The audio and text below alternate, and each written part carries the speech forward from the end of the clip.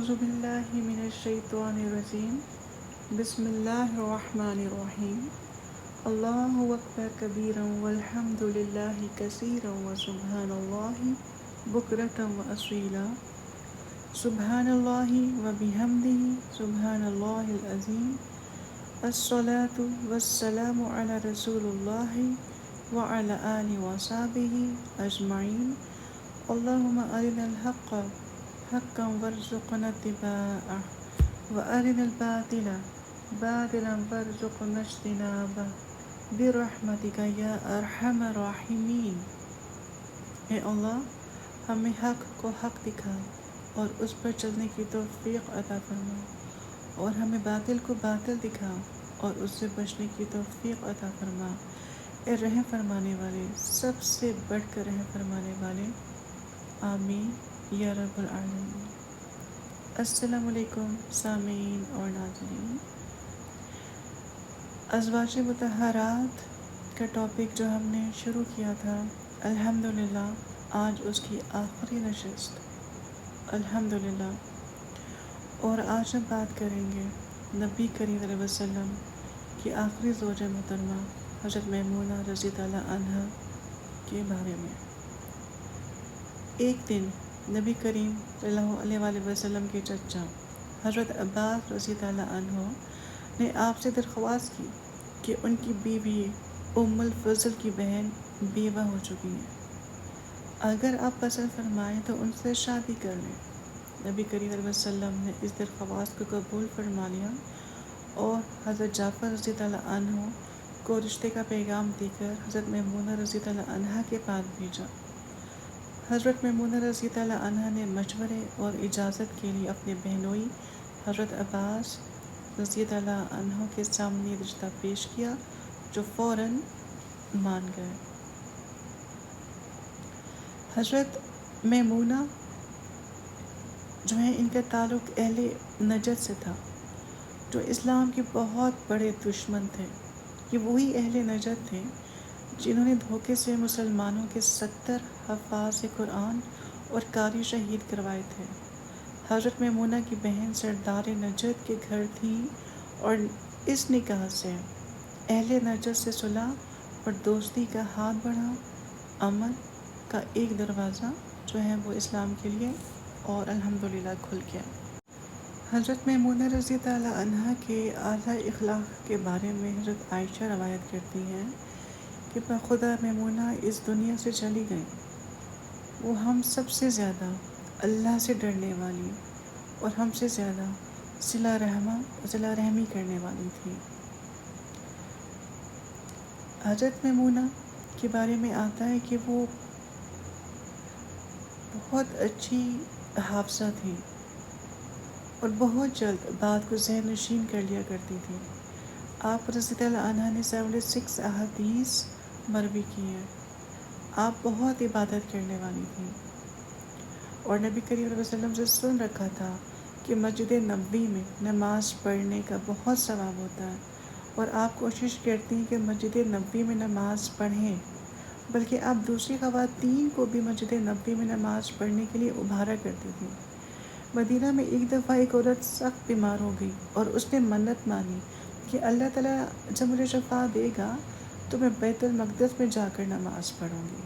اب اللہ تعالیٰ نے اس عورت کو شفا دے دی اور اس نے اپنی منت پوری کرنے کے لیے بیت المقدس جانے کا ارادہ بھی کر لیا۔ سفر پر روانہ ہونے سے پہلے وہ عورت حضرت میمونہ رضی اللہ عنہا سے ملنے آئی، رخصت ہونے سے پہلے ان کے پاس آئی اور تمام ماجرا بیان کیا۔ آپ رضی اللہ عنہا نے اس کو سمجھایا کہ مسجد نبوی میں نماز پڑھنے کا جو ثواب ہے وہ تو دوسری مسجدوں میں نماز پڑھنے سے 1000 گنا زیادہ ہے، تم یہاں رہو اور مسجد نبوی میں نماز پڑھو۔ چنانچہ ان کی اس مشورے پر، اس نیکی کے ابھارنے پر، اس عورت نے اپنے جانے کا ارادہ ترک کر دیا اور اس نیکی کو الحمدللہ اس نے حاصل کر لیا۔ حضرت میمونہ رضی اللہ عنہا پر اللہ تعالیٰ کے خاص احسانات تھے، اور ان میں سے ایک احسان یہ بھی ہوا کہ آپ رضی اللہ عنہا کو آپ صلی اللہ علیہ وسلم کا ایک کشف کا نظارہ دیکھنے کا موقع ملا، یہ سعادت حاصل ہو گئی۔ مطلب یہ کہ جاگنے کی حالت میں آپ صلی اللہ علیہ وآلہ وسلم پر جو اللہ تعالیٰ کی خاص معجزہ یا برکت یا رحمت نازل ہوتی تو وہ ان کو دیکھنے کی سعادت حاصل ہوئی۔ حضرت میمونہ رضی اللہ عنہ فرماتی ہیں کہ ایک رات مدینہ میں رسول کریم صلی اللہ علیہ وسلم میرے ہاں سو رہے تھے۔ جب آپ تہجد کے لیے اٹھے اور وضو فرمانے لگے تو مجھے آواز آئی کہ آپ فرما رہے ہیں لبیک لبیک لبیک۔ اس کے بعد آپ نے فرمایا نصرتا نصرتا نصرتا۔ اس کے بعد وہ کہتی ہیں جب آپ علیہ وسلم میرے پاس تشریف لائے تو میں نے کہا یا رسول اللہ صلی اللہ علیہ وآلہ وسلم، کیا کوئی آدمی آیا تھا اور آپ اس سے باتیں کر رہے تھے؟ آپ نے فرمایا ہاں، میرے سامنے کشفی طور پر خزایہ کا ایک وفد پیش ہوا اور میں نے دیکھا وہ شور مچاتے چلے آ رہے ہیں کہ ہم محمد صلی اللہ علیہ وسلم کو اس کی خدا کی قسم دے کر کہتے ہیں کہ تیرے ساتھ اور تیرے باپ دادوں کے ساتھ ہم نے معاہدے کیے تھے، ہم تیری مدد کرتے چلے آئے ہیں، مگر قریش نے ہمارے ساتھ بد عہدی کی اور رات کے وقت ہم پر حملہ کر کے، جبکہ ہم میں سے کوئی سجدے میں تھا اور کوئی رکوع میں تھا، ہم کو قتل کر دیا، اور اب ہم تیری مدد حاصل کرنے کے لیے آئے ہیں۔ جب کشفی طور پر مجھے وہ وفد نظر آیا تو میں نے لبیک لبیک لبیک کہا کہ ہاں میں تمہاری مدد کروں گا، میں تمہاری مدد کے لیے حاضر ہوں۔ پھر میں نے کہا نصرتا، یعنی کہ تجھے مدد دی جائے گی۔ تو حضرت میمونہ رضی اللہ عنہا نے کشف میں وفد کو تو نہیں دیکھا، مگر نبی کریم صلی اللہ علیہ وسلم کی آواز کو سنا، اور چند دن بعد ایسے ہی ہوا، مطلب یہ جو واقعہ ہے یہ ایسے ہی رونما ہوا۔ ایک اور جو سعادت ان کے حصے میں کہ ایک چلتا پھرتا قرآن با اخلاق انسان نبی کریم صلی اللہ علیہ وسلم کی صورت میں جو کہ ان کے سامنے تھا، وہ ان کا جائزہ لیتی، ان کی شخصیت کا جائزہ لیتی اور اپنے انداز سے پھر اس کو بیان فرماتی۔ حضرت میمونہ نے حضرت عبداللہ بن عباس کو بتایا کہ آپ گھر میں نہایت محبت اور شفقت سے رہتے ہیں، مطلب آپ کا اخلاق کیسا ہے، آپ کی شخصیت کیسی ہے کہ آپ بہت محبت کرنے والے ہیں، بہت شفقت کرنے والے ہیں۔ اگر کوئی چھوٹی سے چھوٹی بھی غلطی ہو جاتی ہے تو اس کو درگزر فرما دیتے ہیں اور نرمی سے کام لیتے ہیں، اصلاح کر دیتے ہیں، ڈانٹ ڈپٹ نہیں کرتے۔ یعنی جو فضائل، جو ایک گولڈن ایرا ہمارے نبی صلی اللہ علیہ وسلم کا ان ازواج نے پایا، ان کو آگے بیان بھی کیا تاکہ لوگوں کی شخصیت کو نکھار سکیں، ان کو ابھار سکیں۔ حضرت میمونہ رضی اللہ عنہا بعض دفعہ غربا کی مدد بھی کرتی تھیں اور مدد کرنے کے لیے قرض لے لیا کرتی تھیں، مطلب قرض لیتی تھیں۔ تو گھر میں کسی نے ٹوکا تو آپ کو یہ بات اچھی نہیں لگی، اور قرض یا ضرورت کے تحت قرض لینے کے حق میں اپنے نبی کا یہ ارشاد سنایا کہ جب کوئی مسلمان قرض لیتا ہے اور اس سے اللہ تعالیٰ پر بھروسہ ہوتا ہے کہ وہ اس کو ادا کر دے گا، تو اللہ تعالیٰ اپنے غیبی خزانے سے اس کی ادائیگی کا انتظام بھی کر دیتا ہے۔ مطلب اپنے شوہر کا ارشاد سنا رہی ہے کہ اگر میں قرض لے رہی ہوں تو میں اللہ کے پر توکل کرتی ہوں کہ میں ایک نیک مقصد کے لیے لے رہی ہوں، اور اللہ تعالیٰ میری اس نیت کو جانتا ہے، میرے اس شوق کو جانتا ہے، میرے اخلاص کو جانتا ہے، اور وہ میری غیبی مدد کرے گا کہ وہ اس کی ادائیگی میں میرا ساتھ دے گا۔ پھر ایک اور جگہ پہ ملتا ہے کہ آپ کو غلام آزاد کرنے کا بہت شوق تھا، ایک لونڈی کو آزاد کیا تو نبی کریم صلی اللہ علیہ وسلم نے فرمایا کہ اللہ تعالیٰ تم کو اس کا اجر دے گا۔ پھر ایک اور جگہ پر ملتا ہے کہ آپ نے ایک لونڈی کو آزاد کیا، مگر اس کے متعلق آپ صلی اللہ علیہ وسلم سے پوچھا نہیں، بلکہ اس کو جو ہے وہ آزاد کر دیا۔ جب نبی کریم صلی اللہ علیہ وسلم گھر تشریف لائے تو آپ نے عرض کیا، آپ نے تب ان کو بتایا کہ یا رسول اللہ صلی اللہ علیہ وسلم، کیا آپ کو معلوم ہے کہ میں نے اپنی لونڈی کو آزاد کر دی ہے؟ آپ نے فرمایا کہ اب واقعی؟ آپ نے کہا جی ہاں۔ تو نبی کریم صلی اللہ علیہ وسلم نے فرمایا کہ اگر اگر تم وہ لونڈی اپنے ماموں کو دیتی تو تم کو زیادہ اچھا ثواب ملتا، تمہیں زیادہ ثواب ملتا۔ تو اس حدیث سے یہ چیز بھی واضح ہوتی ہے کہ ان کو اتنا کانفیڈنس اپنے شوہر سے ملتا تھا، اتنا اعتماد ملتا تھا، اتنی آزادی ملتی تھی، اتنا اختیار ملتا تھا کہ وہ اپنی مرضی سے کوئی ڈیسیژن لے سکتی تھی، کوئی بڑے سے بڑا بھی فیصلہ کر سکتی تھی، با اختیار تھیں، اور دوسری جگہ فرما بردار بھی تھیں کہ فوراً اپنے شوہر سے کوئی بات چھپائی نہیں، بلکہ ان کو بتایا کہ ہاں میں نے ایسے کیا۔ اور نبی کریم صلی اللہ علیہ وسلم نے بھی کوئی ان کو مطلب یہ نہیں کہا کہ تم نے یہ ایسے کیوں کیا، ویسے کیوں کیا، تم ایسے کر دیتی، ویسے کر دیتی، نہیں، بلکہ ان کو اور ابھارا کہ تم نے یہ جو فیصلہ کیا، اگر تم زیادہ ثواب چاہتی تھی تو اپنے قریبی عزیز جو اس کے زیادہ مستحق تھے ان کو تحفہ کر دیتی یا ان کو صدقہ کر دیتی تو زیادہ ثواب کا باعث ہوتا۔ تو مقصد کہنے کا یہ کہ آپس میں اتنی میوچل انڈرسٹینڈنگ تھی کہ ایک دوسرے کی بات کو سمجھتے، اس کو سمجھاتے اور اس پر عمل کرنے کی بھی کوشش کرتے کہ آئندہ اس سے اور بہتر کیا جائے، اور بہتر عمل کو جو ہے وہ نکھارا جائے۔ تو نبی کریم صلی اللہ علیہ وسلم سے محبت اور ان کے مزاج کو سمجھنے کا ایک اور واقعہ جو ملتا ہے وہ اس طرح سے کہ ایک مرتبہ حضرت میمونہ رضی اللہ عنہ کے قبیلے بنو حلال کا ایک وفد نبی کریم صلی اللہ علیہ وسلم سے ملاقات کو اور اسلام قبول کرنے کے لیے آیا۔ اس وقت میں زیاد بن عبداللہ بن مالک تھے جو کہ حضرت میمونہ رضی اللہ عنہ کے بھانجے تھے۔ یہ آپ رضی اللہ عنہ سے ملنے کے لیے آئے تو تب آپ صلی اللہ علیہ وسلم گھر پر تشریف فرما نہیں تھے۔ جب آپ صلی اللہ علیہ وسلم گھر تشریف واپس لائے تو آپ نے ایک اجنبی کو جس کو پہلے کبھی دیکھا ہی نہیں تھا، جب بیٹھے ہوئے دیکھا تو آپ کے چہرے کا ہلکا سا رنگ جو ہے وہ اتر گیا۔ تو حضرت میمونہ نے فوراً سے بھانپ لیا، معاملہ فہم خاتون تھیں کہ میرے شوہر کا چہرہ جو ہے وہ فوراً سے کیوں بدل گیا۔ تو انہوں نے ان کو بتایا کہ یہ میری بہن کا بیٹا ہے، بنو حلال کی آفت میں شریک ہے اور مجھ سے ملنے یہاں آیا ہے۔ تو آپ نے فوراً سے خوشی کا اظہار فرمایا اور ان کے لیے برکت اور رحمت کی دعا بھی فرمائی۔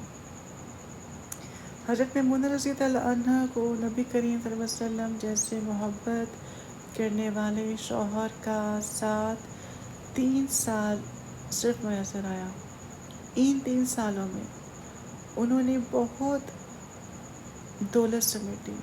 جو ان کی قیمتی سرمایہ بن گئی، اور وہ آگے ان کو پھیلاتی گئیں، آگے ان کو وہ سنوارتی گئیں، ان کو لے کے جاتی رہیں۔ حضرت میمونہ رضی اللہ عنہ 51 ہجری میں حج کے لیے تشریف لے گئی تو وہاں ان کی طبیعت نہایت خراب ہو گئی۔ آپ نے محسوس کیا کہ یہ میرا آخری وقت ہے، اپنی جو عزیز سے ان سے درخواست کی کہ مجھے مکہ سے صرف لے جائے۔ یہ وہ جگہ تھی جہاں آپ کی شادی نبی کریم صلی اللہ علیہ وسلم سے ہوئی تھی، تو یہیں انہوں نے وفات پائی اور قریباً اسی جگہ پہ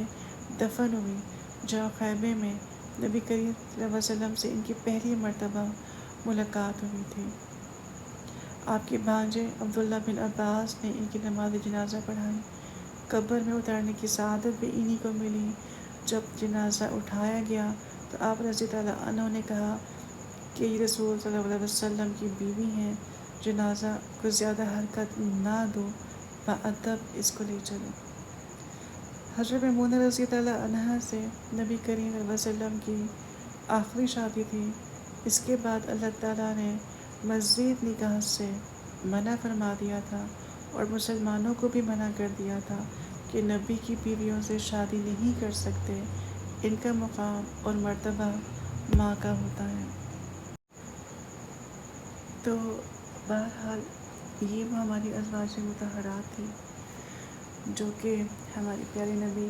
صلی اللہ علیہ وسلم کی زندگی میں شامل ہوئی، اور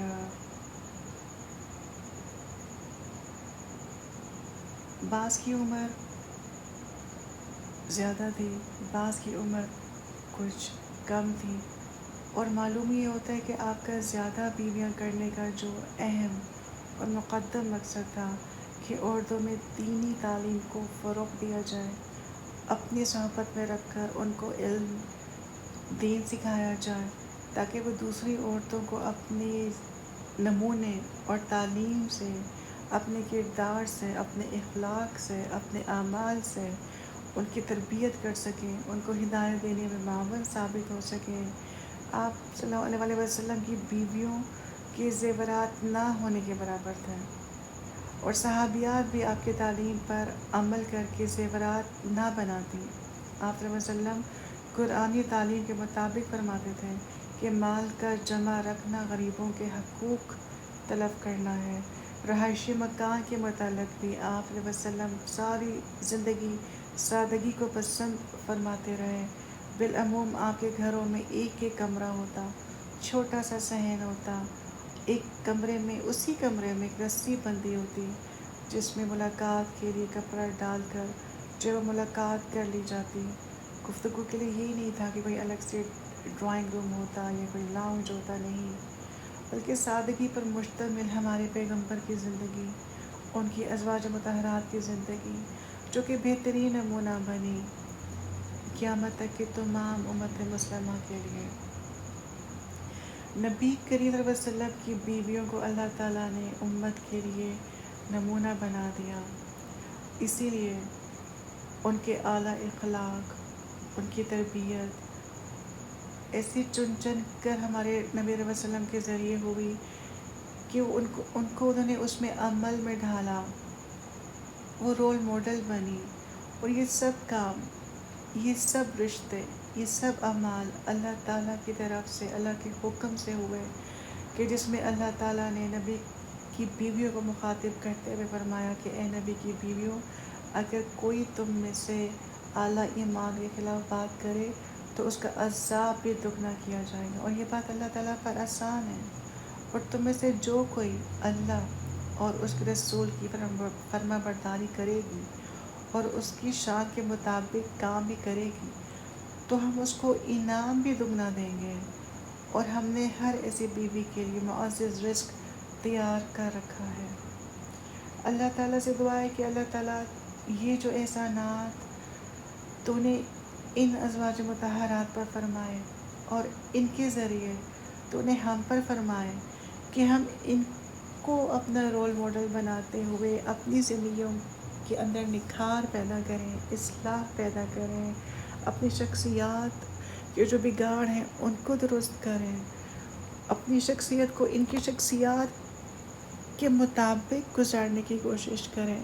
تو ہمیں توفیق دے ان پر عمل پیرا ہونے کی، یا اللہ تو ہماری مدد کر کہ تو ہم کو ان جیسا بنا، ان جیسا مضبوط بنا، با اخلاق بنا، با کردار بنا، با عزت بنا،